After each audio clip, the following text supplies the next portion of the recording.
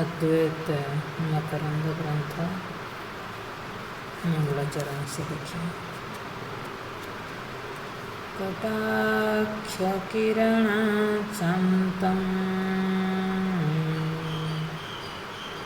नमतमोहाब्धये नमः। अनन्तानन्दकृष्णाय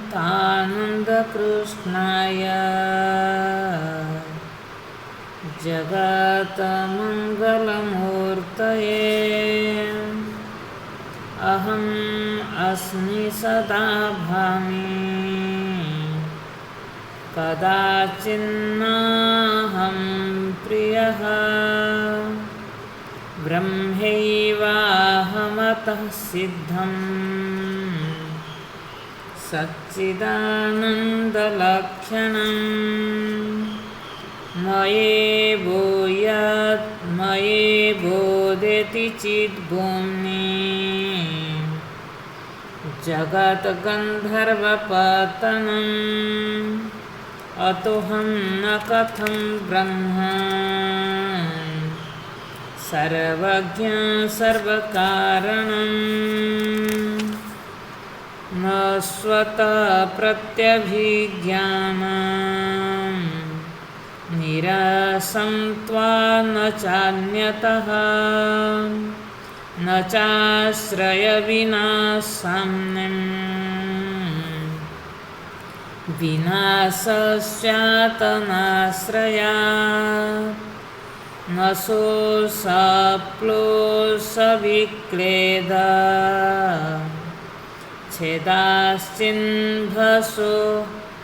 छेदाचिन्नभसो मम सत्येरप्यनिलाग्नम्भ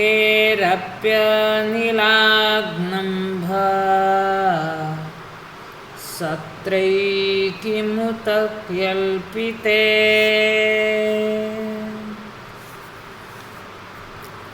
अद्वैत मकरंद ग्रंथ कल हमने देख रहे थे।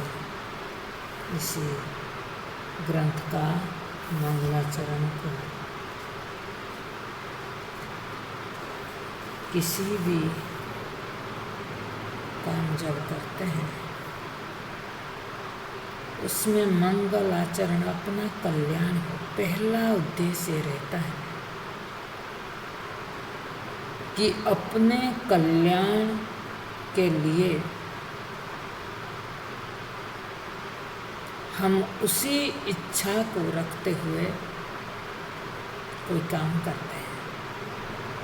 तो लक्ष्मीधर कवि ने जब ये ग्रंथ भी रचना की, उन्होंने पहले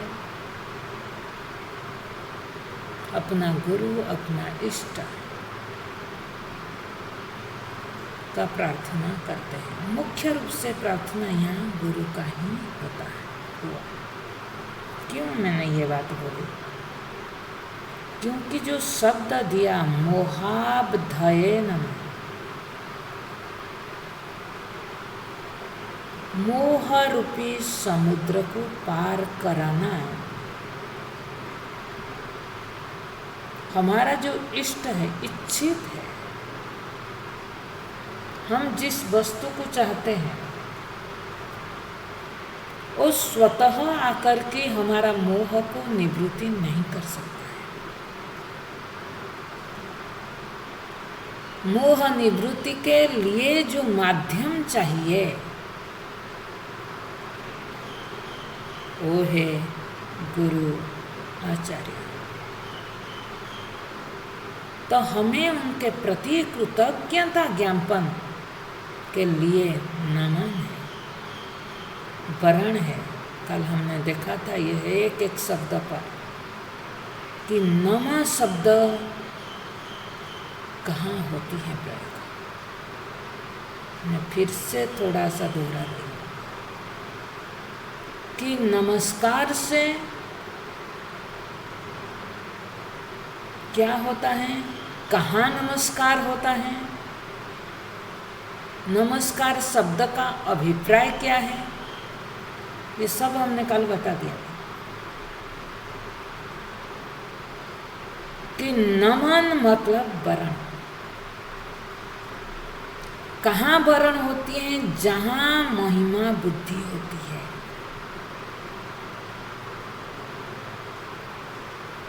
और वर्ण से फल क्या प्राप्त होता है? मम बुद्धि का निवृत्ति हो जाता है। न मम, अपने से भिन्नता जो स्वीकृति है, उस स्वीकृति का निवृत्ति होती है।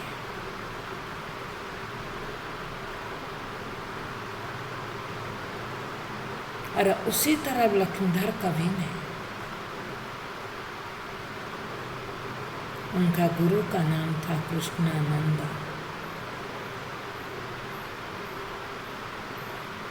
और कृष्ण सत्ता भी यहाँ जिस तरफ से उन्होंने रचना की है, वो परम सत्ता का भी वर्णन दिखता है।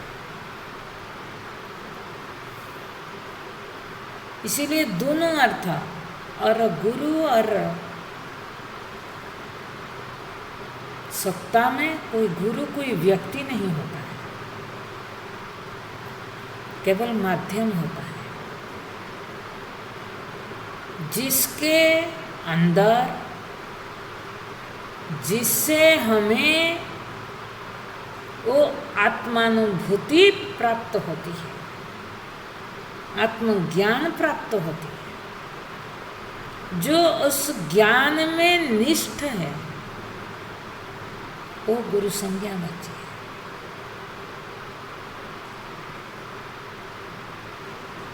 और जिसके ज्ञान से मोह निवृत्ति होता है।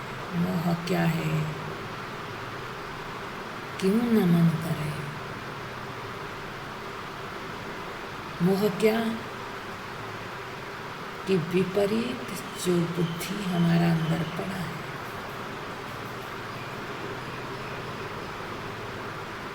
मोह हम जो धुंधलापन हमारा अंदर है, स्पष्टता नहीं है, किसके विषय में मोह होता है? मैंने गीता भी लेने के समय बताई थी, जो लोग नया है उन लोगों को पता नहीं। मोह हमेशा अहं के विषय में ही होता है। इदम के विषय में मोह नहीं होता है, मोह का परिणाम ही इदमता है।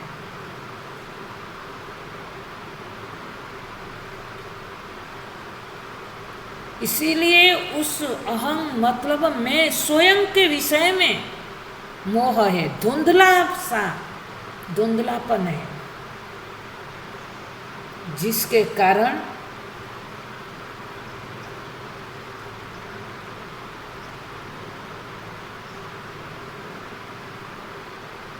नमाज स्पीकर सब लोग बंद करना, काम करते करते श्रवण मत करो, बैठ कर के करो, इतना महिमा चीज है। एक साथ सोचते हैं 2 काम हो जाए, नहीं, मत करो।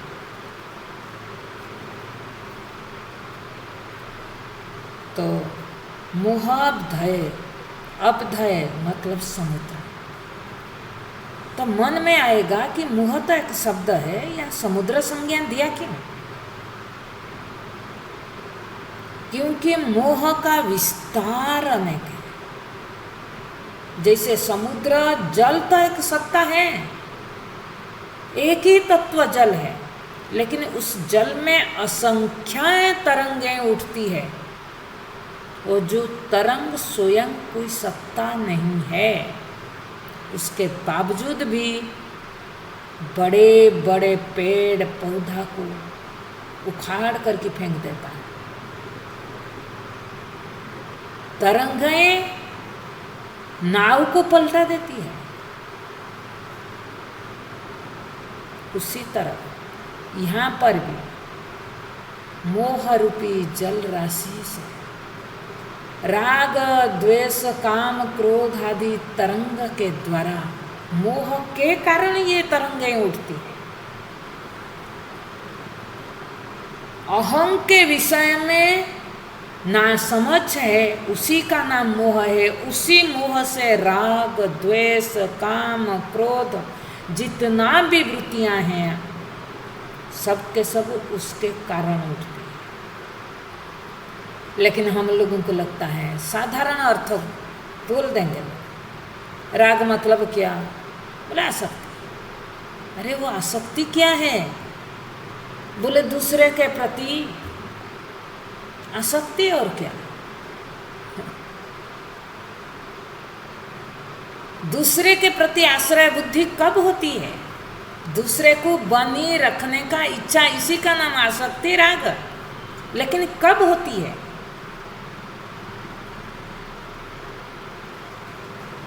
जब स्वयं के विषय में हमें ना समझ होती है। स्वयं के बारे में सही सही समझ होगा तो हम दूसरे को बनाई रखने का इच्छा, और उसी बनी रहे खाली नहीं, उसमें अपने आप को देखते हैं। यह है मोह समुद्र। बोले ये बिना गुरु बिना आचार्य के द्वारा ये मोह समुद्र पार करना संभव नहीं है, क्योंकि समुद्र इस किनारे हम मोह में खड़े हैं, मोह किनारे खड़े हैं, उसका अंत नहीं दिखता है। लेकिन अंत है, दिखाई नहीं देती है। तो इसीलिए क्या दर्शन दृष्टि चाहिए।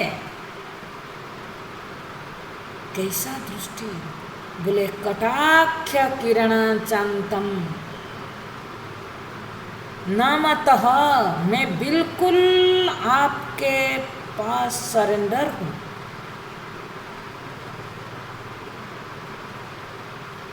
कि आपका कटाक्ष किरण से, कटाक्ष किरण मतलब सरल अर्थ है तिरछा दृष्टि नहीं, इसका अभिप्राय है क्या,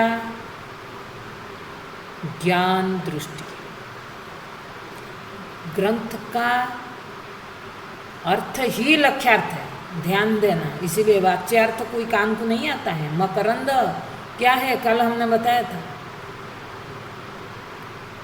पुष्प मकरंद दिखता नहीं है, लेकिन पुष्प के अंदर भरा हुआ है, मधुमक्खी उसको निकालता है।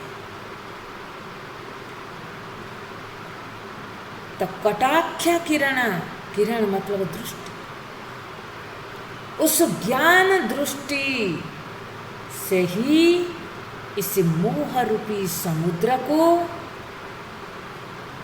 आप पार करा दो। मैं पार करना चाहता हूं, इसीलिए आपके वरण में जाता हूं। अरे ये जो दृष्टि है, ज्ञान दृष्टि है, इसी को बोलते हैं गुरु कृपा। कल मैंने 2 शब्द बोला था, भक्त और शिष्य में जो अंतर है उसी को समझना। क्या बताया था कि शिष्य उसको बोलते हैं जिसके ऊपर गुरु का ज्ञान दृष्टि पड़ जाए। मैंने सरल अर्थ में बोला था, गुरु जिसको चाहते हैं वो है शिष्य। शिष्य जिसको चाहता है, शिष्य जो चाहता है कि ये मेरा गुरु है, वो भक्त है। गुरु शिष्य नहीं हो सकता है। गुरु पहचान लेता है शिष्य कौन है, उसी के ऊपर सबके अंदर साधारण दृष्टि तो पड़ता है। जैसे साधारण दृष्टि और विशेष दृष्टि में फर्क क्या है। साधारण दृष्टि है जैसे माँ बाप का 4 बच्चे हैं, सबको समान रूप में प्रेम करते हैं, लेकिन एक के प्रति विशेष रहता है। वो विशेष का अधिकारी को माता पिता के तरफ से है या उस बच्चे के तरफ से है। उस बच्चा का माता पिता के प्रति जो समर्पण है, उस समर्पण ही माता पिता से विशेष विशेषता का दर्शन कराती है। तो गुरु भी यही है जो गुरु कृपा बोलते हैं, ज्ञान विशेष प्राप्त होता है, वो वर्ण से होता है। तो बोले आपका दृष्टि मेरे अंदर पड़ जाए, मतलब क्या, नमतः शब्द का अर्थ मैं आपके शासन में, आपके वर्ण में रहना चाहता हूँ, आप मुझे मार्गदर्शन करो। बोलते हैं अनंत आनंद कृष्णाय। कौन है आपके गुरु, कैसा है? बोले अनंत आनंद कृष्णाय।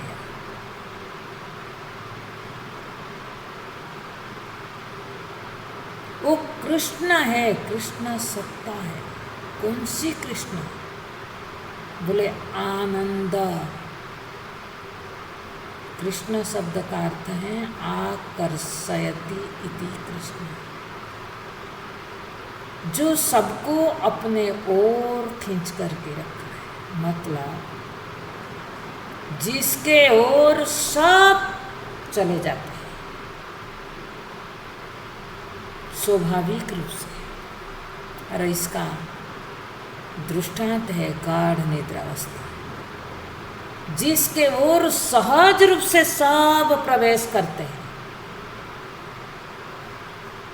वही कृष्ण सत्ता है। उसके अंदर एक आकर्षण तत्व है, उसका नाम क्या है? आनंद। अनंत आनंद है, जिसका नाश कभी नहीं होता है। आनंद हो सकता है जिसका नाश कभी नहीं होता है, और वही कृष्ण तत्व है। तो यहाँ गुरु के लिए कैसे शब्द प्रयोग होगा? उनका गुरु का, लक्ष्मीधर कवि का गुरु का नाम था कृष्णानंद। नाम जैसा वो ऐसा ही था। अपने उस आनंद सत्ता में नित्य निरंतर जो निमग्न हो, और उनमें जो काम दिखता है, क्या करते हैं? जगत मंगल मूर्त है, जिसके द्वारा जगत का मंगल करते हैं, उस गुरु को हम नमन करते हैं। तो मंगलाचरण में दो चीज़ है, एक तो गुरु का कृतज्ञता है और शिष्य का अभिमान का निवृत्ति है। दो चीज, गुरु के प्रति श्रद्धा हो और श्रद्धा से क्या होता है? अपना अभिमान का नाश करना है ना। तो अभिमान हर जगह नहीं झुकता है, ऐसे जगह पर झुकाओ जहां महिमा बुद्धि, और जिससे जगत मंगल मूर्त है, मूर्ति रूप है। देखो कई बार होता है, हम गुरु तो किसी को भी मना लेते हैं, लेकिन गुरु का सबसे बड़ी चीज होता है वो प्रत्यक्ष में हो, उनसे हम श्रवण कर सके, उनके ज्ञान से मेरा अज्ञान निवृत्ति, और उनके प्रति मतलब व्यक्ति के प्रति नहीं होता है, उनके ज्ञान के प्रति जो उन्होंने जो ज्ञान निष्ठा है, उसके कारण उनके प्रति मेरा महत्व बुद्धि। ज्ञान के बिना वो कुछ नहीं है, वो गुरु कहाँ हो सकते हैं? वो तो एक व्यक्ति बन जाएंगे। उस ज्ञान में निष्ठा के कारण उनके प्रति मेरा जो महिमा बुद्धि है, वर्ण बुद्धि है, उसी से ये ज्ञान जब मुझे प्राप्त होगी, मेरे बुद्धि में समझ होगी, तब मेरा मोह रूपी समुद्र नष्ट हो जाएगा। इसी तरह मंगलाचरण करके विषय में प्रवेश करते हैं। मैंने कल बोली भी थी, ये जो विषय है अद्वैत मकरंद, अहं ब्रह्मास्मि महावाक्य का व्याख्या है, जो बृहदारण्यक उपनिषद का महावाक्य है। वाक्य बहुत छोटा है, लेकिन वो वाक्य का निचोड़ महान है। महावाक्य मतलब बड़ा वाक्य नहीं, महावाक्य मतलब जिसका अर्थ महान है। और मैंने बताया था, 4 वेद का जो 4 भाग है, हर भाग में एक एक महावाक्य है। तो यजुर्वेद का महावाक्य है अहं ब्रह्मास्मि। ऋग्वेद का महावाक्य है क्या?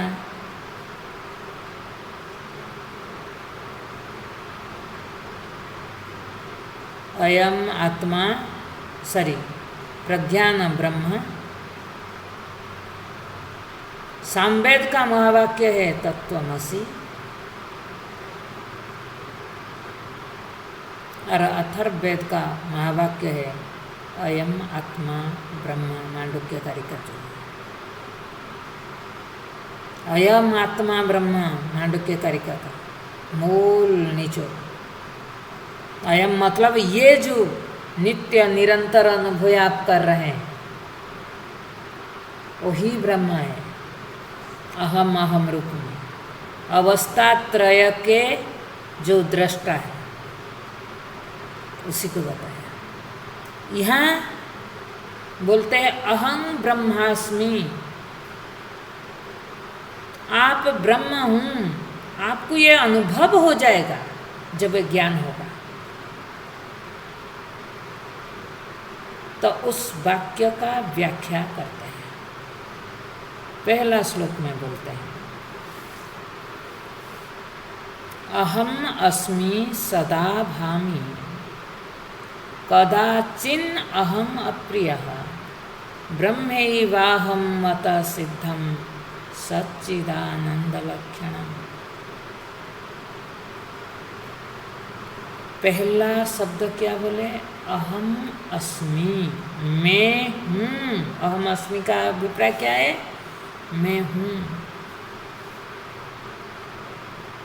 ये सिद्ध है, इसको सिद्धि करने का आवश्यकता नहीं है, स्वतः सिद्ध है।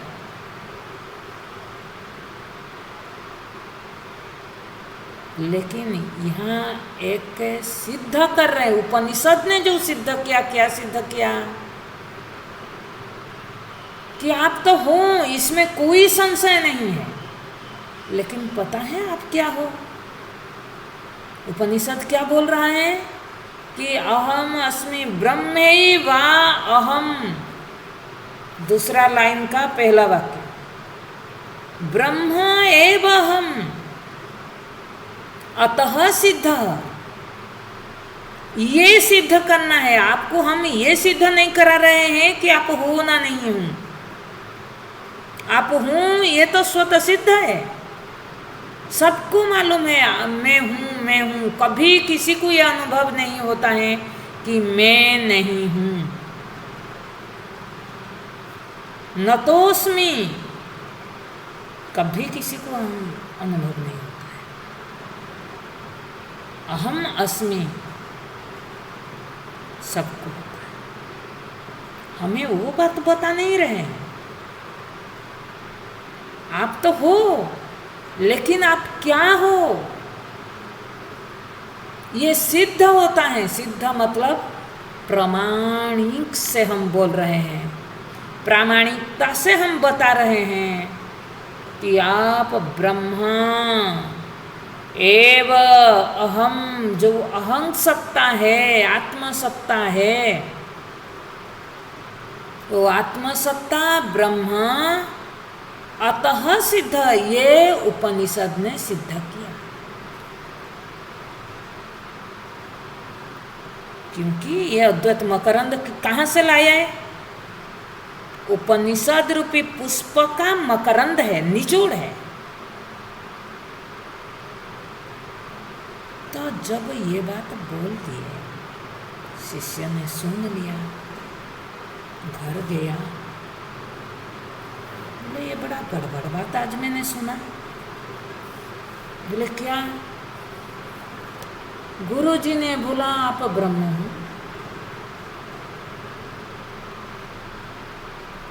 ये कैसे हो सकता है? अगर मैं ब्रह्म होता, मुझे अनुभव नहीं आता। चलो, मुझे अनुभव नहीं आया, मेरे घर में किसी को भी अनुभव नहीं आता मैं ब्रह्म हूँ। चलो, वो बात भी नहीं है, मेरे पड़ोसी में किसी को नहीं मालूम होता कि मैं ब्रह्म हूँ।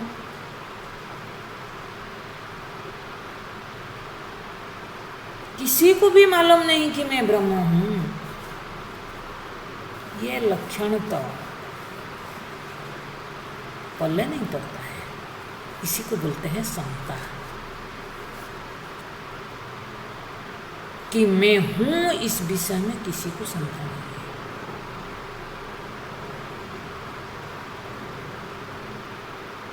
मैं ब्रह्म हूं ये सुनते ही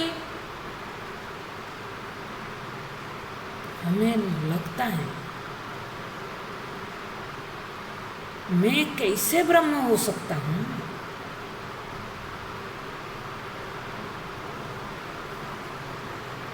ब्रह्म क्या है?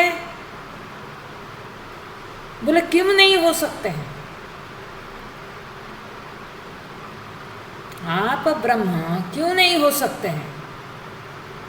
बोले क्योंकि आज तक सब लोगों को यही लग रहा है मैं जीव हूँ, मैं करता हूँ, मैं भुगता हूँ, मैं सुखी हूँ, मैं दुखी हूँ, ये सब अनुभव हो रहा है सबको। लेकिन अगर ब्रह्म होता, किसी ना किसी को कभी ना कभी तो एक बार हो जाता।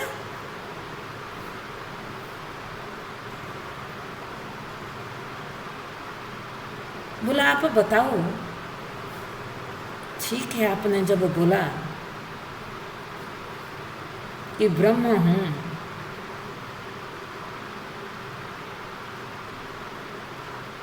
ब्रह्म का लक्षण पहले, किसी भी वस्तु को मेरे को ब्रह्म बोलने के लिए ध्यान से, मैं बहुत आराम से और बहुत सरल से ये बात समझा रही हूँ।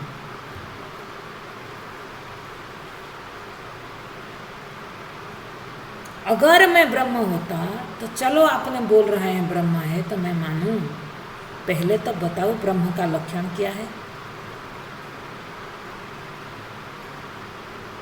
और वो लक्षण अगर मुझ में घटे तो तभी मैं मानूं। तो बोलते हम बता रहे हैं क्या? बोले सच्चिदानंद लक्षण। हाँ, निचली पंक्ति देखो, क्वेश्चन करके उत्तर कैसे दिया जाता है, श्लोक को कैसे समझा जाता है, ये प्रक्रिया सीखना। सच्चिदानंद लक्षण ब्रह्म। बोले बिल्कुल, हमने उपनिषद में भी सुना, ब्रह्म सच्चिदानंद लक्षण। सत मतलब अस्तित्व, वो सत्ता जिसका अभाव कभी नहीं होता है।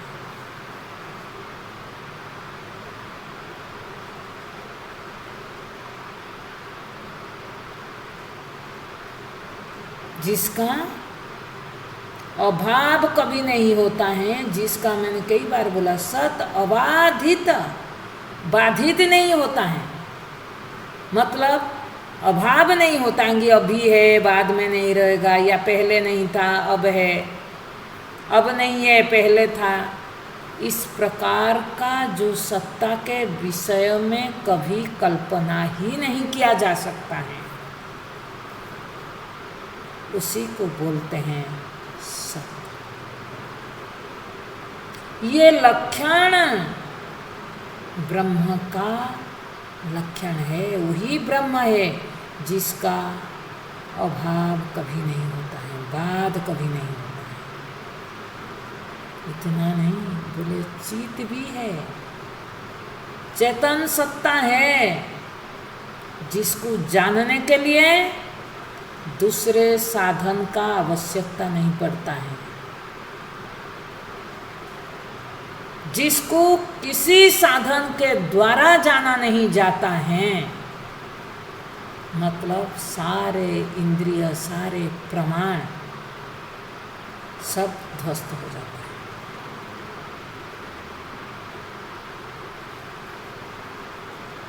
बोले जिससे सब जाना जाता है, लेकिन जिसको किसी के द्वारा जाना नहीं जाता है वो चेतन है, जिसके बिना कुछ मालूम नहीं पड़ता है वो चेतन है। मतलब जो स्वयं प्रकाश है वो ब्रह्म है। अरे आनंद, खाली नहीं बोले सच्चिदानंद। सुख और दुख का परिभाषा क्या है? किसको दुख बोलते हैं, किसको सुख बोलते हैं? अनुकूल वेदनीयम सुखम, प्रतिकूल वेदनीयम दुखम। ये सरल अर्थ है। प्रतिकूलता ही दुख है, अनुकूलता ही सुख है। आनंद वो है जो किसी के लिए कभी भी प्रतिकूल नहीं हो सकता है। मैंने क्या बोला? किसी के लिए कभी भी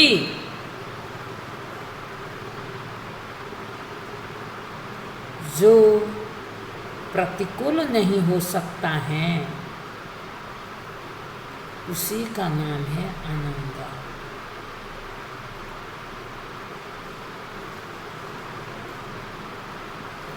तो बोले 3 लक्षण ब्रह्म का लक्षण है।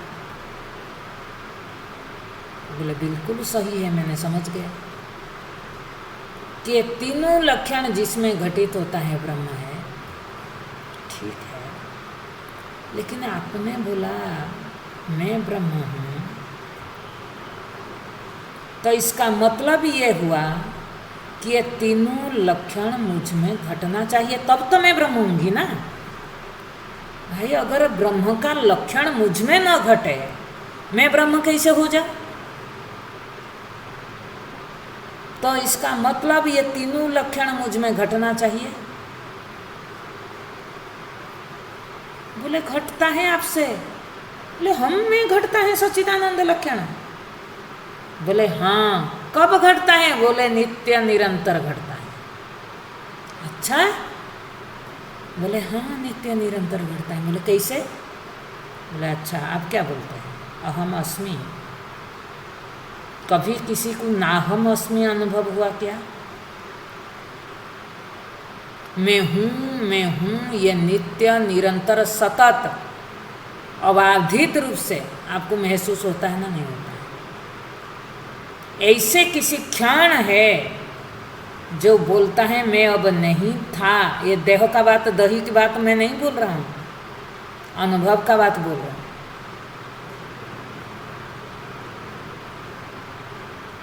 मैं अभी नहीं था या कभी नहीं था, यह अनुभव कभी किसी को नहीं होता है। आप जब बोलते मैंने यहाँ नहीं था, तो ये कौन बोल रहा है?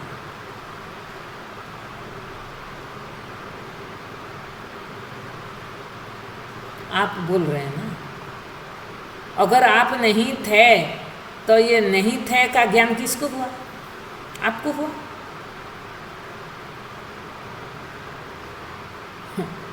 तो इसका मतलब आप थे। इसको बोलते हैं बद तो व्याघात तो दोष।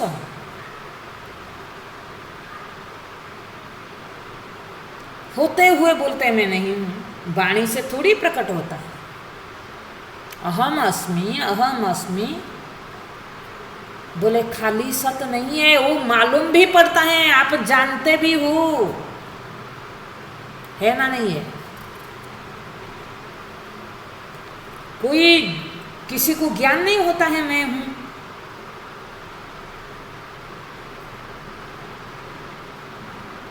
सबको ज्ञान होता है, मालूम पड़ता है। इसी का नाम है चेतन। चेतन मतलब मालूम पड़ना। मैं हूं केवल ये नहीं कि मैं हूं मुझे मालूम पड़ता है, बिना किसी के, बिना कोई साधन से मुझे नित्य निरंतर। आत्मा का परिभाषा में मैंने बताया था क्या कि संतत भावः आत्मा इति कथ्यते।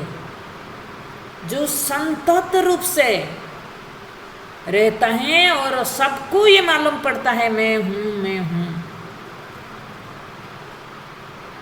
इसी का नाम तो मैं हूं। और मैं हूं मालूम पड़ना, मैं हूं सत्य, मैं हूं मालूम पड़ना, जानना चित्त। बोलेगी बिल्कुल ठीक है, आप तो सचित को सिद्ध कर दिया आत्मा में, लेकिन आप आनंद को कैसे सिद्ध करोगे? आत्मा में कहाँ आनंद आएगा? कैसे आनंद आएगा? आनंद को आत्मा में सिद्ध करने के लिए, किसी वस्तु को सिद्ध करने के लिए क्या चाहिए?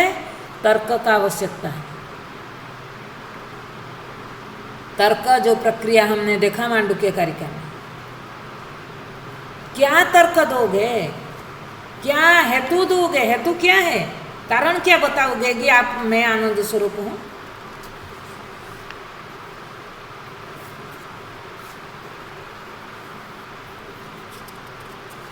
बोले देखो आगे, कदाचित न अहम अप्रियः। कभी भी किसी को कौन सी वस्तु अप्रिय नहीं लगता है। आप कभी अपने लिए अप्रिय होते हैं? बोले हाँ कभी कभी तो हम हो जाते हैं। तो आनंद का पहचान किसी से करवा रहे हैं? प्रियता और अप्रियता से।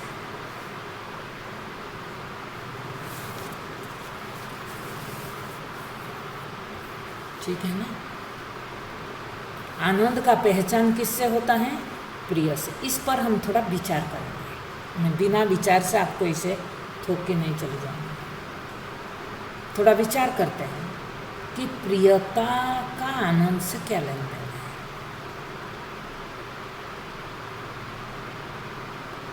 हमारा व्यवहारिक बात को लेकर के आप देखना,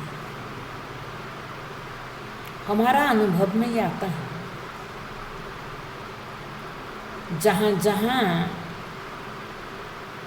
हमें सुख मिलती है, व्यवहारिक धरातल पर आप देखो, प्रिय मतलब प्रेम, जहाँ जहाँ हमें सुख दिखता है, झलक दिखता है, वहाँ जरूर हमें प्रेम होता है, जिसको आप बोलते हैं आसक्ति राग।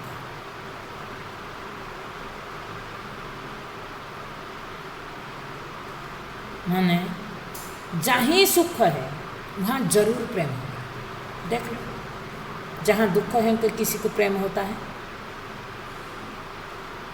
प्रेम का बात छोड़ो, जहाँ से दुख आता है हम वहाँ से भागते हैं, किसी ने पसंद नहीं करते हैं।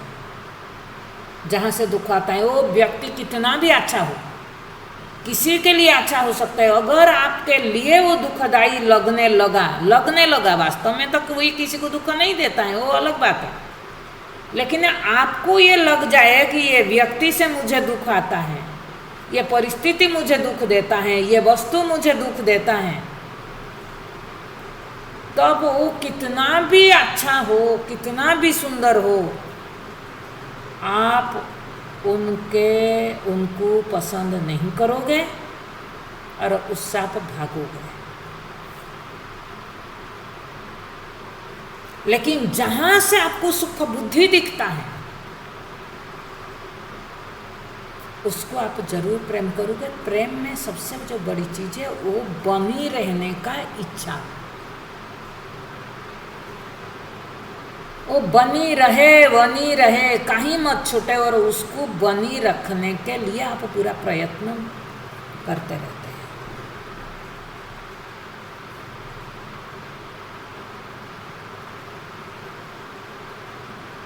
और जिस वस्तु से जितना जितना हमें सुख मिलता है उस वस्तु से उतना हमारा लगाव होता है।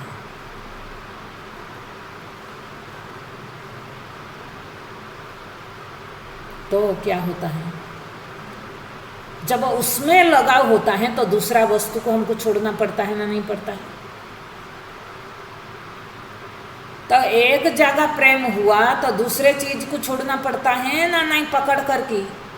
हम लोग क्या करते हैं, हम तो भगवान से प्रेम करते हैं, बहुत प्रेम करते हैं, लेकिन संसार को छोड़ नहीं सकते। तो प्रेम किससे करते हैं, जिससे प्रेम होता है उसके लिए दूसरे चीज को छोड़ना पड़ता है। बिना त्याग से प्रेम का उदय नहीं हो सकता है। आप बोलोगे सबको मैं पकड़ करके एक जगह प्रेम करूं, संभव नहीं है, असंभव है।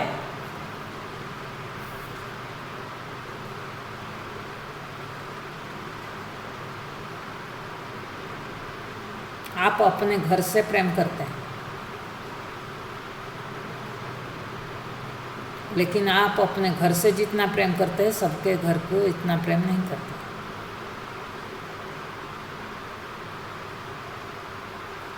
आपके संतान से जितना प्रेम करते हैं दूसरे को छोड़ना पड़ता है।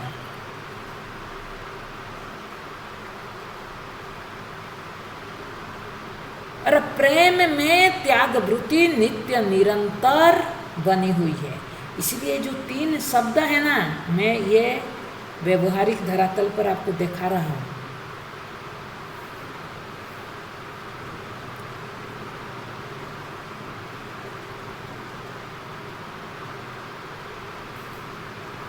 प्रेम, सुख, त्याग, ये तीनों एक दूसरे का परिपूरक है। सुख बोलो, आनंद बोलो, एक दूसरे को पुष्ट करता रहता है। इसीलिए आप बोलोगे कि त्याग के बिना सुख, त्याग के बिना क्या, प्रेम।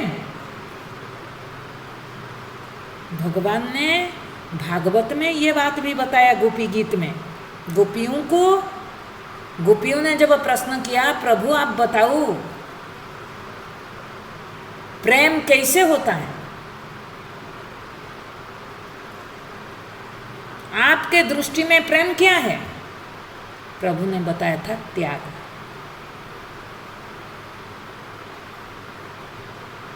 मैं जिससे प्रेम करता हूं उससे बोले कि मैं उसको कोई प्रेम न करे, मैं उससे सब चीज छुड़ा देता। तो मैंने कई बार बोलती, आप दुनिया से प्रेम चाहिए तो आप परमार्थ प्रेम आपको मिलेगा नहीं। आप बोलोगे दुनिया मुझे प्रशंसा करे, वो प्रशंसा में आप फंस जाओगे।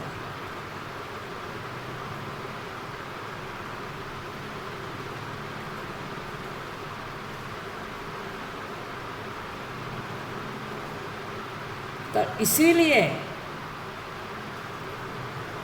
प्रेम को देखना। और दूसरा बात,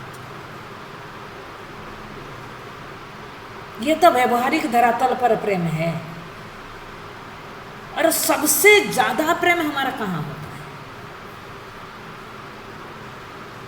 आप है। इसके लिए मैं एक दृष्टांत देती हूँ, आपको समझ आएगा। आप बोलोगे मेरे घर से प्रेम करता हूँ, मेरे बच्चों से प्रेम करता हूँ,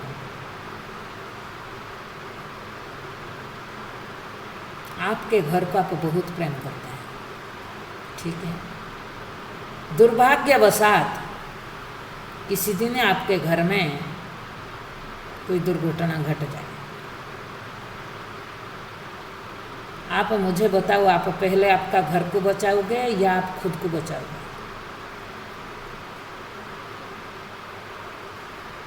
आप क्या करोगे? उसी घर में कितना संपत्ति रहे, मानो आग लगे, तो आप क्या करते हैं? सहज रूप से आपका वृत्ति क्या होती है? धन को संभालना नहीं, पहले आप खुद निकल जाते हैं, खुद को बचाना चाहते हैं, खुद को आप सबसे ज़्यादा प्यार करते हैं, घर को नहीं। दूसरा एक बात मैं बोलूँ, आप बोलेंगे मेरे शरीर को मैं बहुत प्यार करता हूँ। जब शरीर में किसी अंग में कोई रोग होता है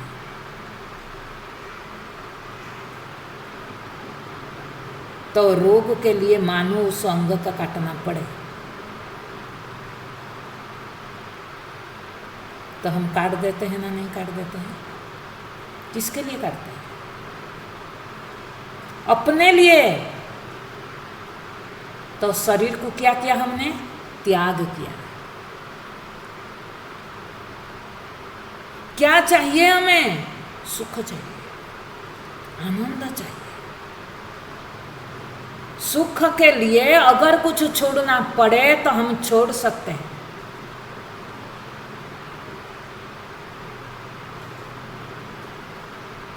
तो इसका मतलब प्रेम कहाँ?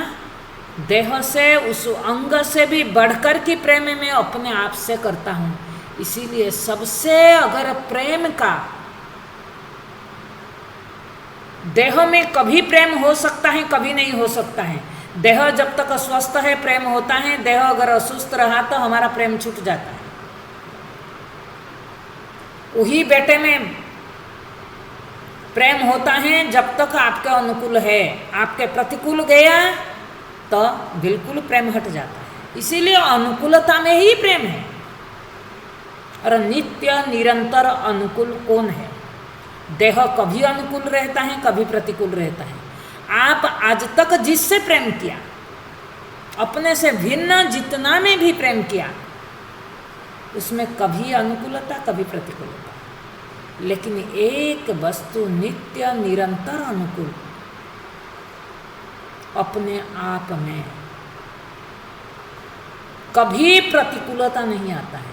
कभी किसी को अपने आप से, आपके देह से, आपके रूप से आपको नफरत हो सकता है, प्रतिकूलता हो सकती है, लेकिन अपने आप से किसी को कभी भी प्रतिकूलता नहीं होती है।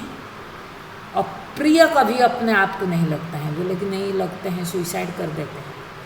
सुइसाइड किया, अपने अनुकूल परिस्थिति नहीं मिलता है बोले सुइसाइड करते हैं। अपने से प्यार करते हैं इसीलिए सुइसाइड करते हैं। अपने से अगर प्रेम नहीं करते तो व्यक्ति सुइसाइड नहीं करता।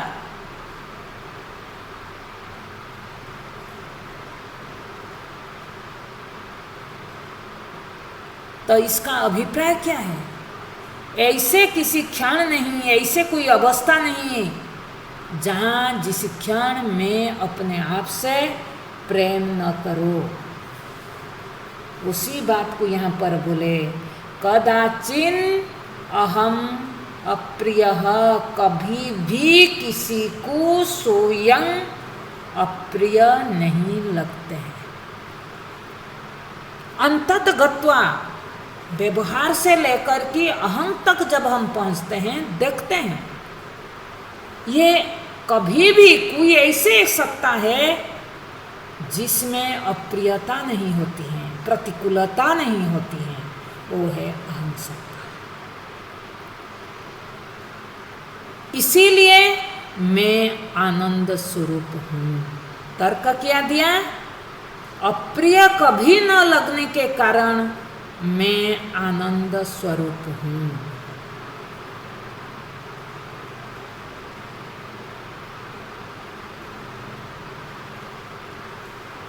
इसीलिए श्रुति ने गलत नहीं बोला कि आप ब्रह्म हूँ, ब्रह्म में सच्चिदानंद लक्षण घटता है, आप में घटित होता है ना, नहीं होता है? सच्चित आनंद उसको उत्पन्न करना नहीं पड़ता है, उपाधि से लाना नहीं पड़ता है। यह सहज अनुभव है जिसको किसी प्रमाण से प्रमाणित करना नहीं पड़ता है, यह सहज रूप से हम है, उत्पन्न नहीं करना पड़ता है। अहम अस्मि सदा भामि कदाचित न अहम अप्रिय, इसको बोलते हैं मैं सच्चिदानंद स्वरूप हूँ, मैं ब्रह्म हूँ, इसीलिए बोलते हैं ब्रह्म है। ब्रह्म का लक्षण पहले सिद्ध करना, फिर वो लक्षण जिसमें घटता है वो ब्रह्म है। तीनों लक्षण हम देखते हैं किसी इदमता में नहीं घटती है, अहमता में ही घटती है। इसीलिए अहम ब्रह्म अस्मि, इदमता में घटा करके देखो, ना सत घटेगी, ना चित घटेगी, ना आनंद घटेगी। देह इदम रूप है, देह में देह हमेशा बनी रहता है नहीं, देह को देह का होने का मालूम पड़ता है नहीं, चेतन भी गया सत भी गया। देह हमेशा प्रिय लगता है नहीं, आनंद भी गया। कोई भी चीज उठा करके विचार करो, अगर ये तीन लक्षण घट जाए तो ब्रह्म है। इसीलिए अहं सत्ता में ही ब्रह्मता घटती है, इदमता में नहीं घटती है। बोले आज तक हमने ये सोच रहा था, आप ये बोल रहे हैं रामायण में तो वो दिया। बोले क्या दिया? बोले रामायण में दिया राम सच्चिदानंद दिनेश। फिर तो रामायण गलत हो गया। बोले रामायण में दिया सच्चिदानंद राम। बोले हमने कब मना किया? राम सच्चिदानंद नहीं है, दिनेशा। दिनेशा मतलब सबको प्रकाशन करने वाला, जो स्वयं प्रकाश है वो राम है।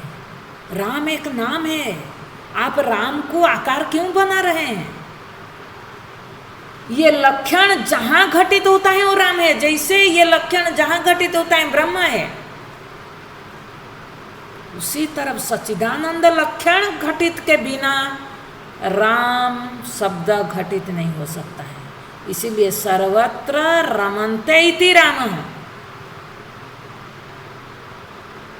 सर्वत्र जो रमण, रमण मतलब घूमना नहीं, विद्यमान, जो नित्य निरंतर विद्यमान सत्ता है वो अहं सत्ता है, अबाधित सत्ता है, वो राम है। बोले ठीक है, आपने राम को काट दिया। बोले भागवत में तो दिया क्या? सच्चिदानंद रूपाय विश्वोत्पत्त्यादि है तबे तापत्रय विनाशाय श्री कृष्णाय वयं नमः। बोले बिल्कुल सही दिया। वहाँ दिया कृष्ण किसको बोलते हैं? सच्चिदानंद लक्षण जहाँ घटित होता है वो कृष्ण है। कृष्ण का नाम सच्चिदानंद नहीं दिया। कृष्ण हो सकता है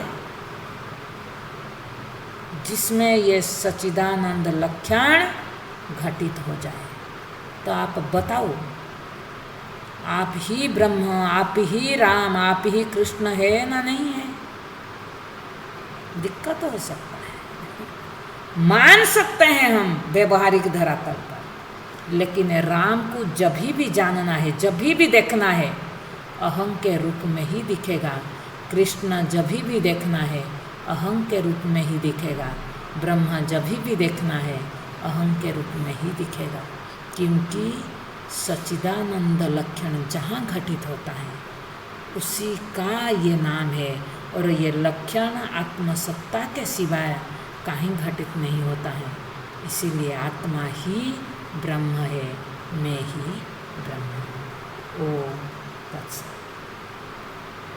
ओम पूर्णमद पूर्णमिदं पूर्णात् पूर्णमुदच्यते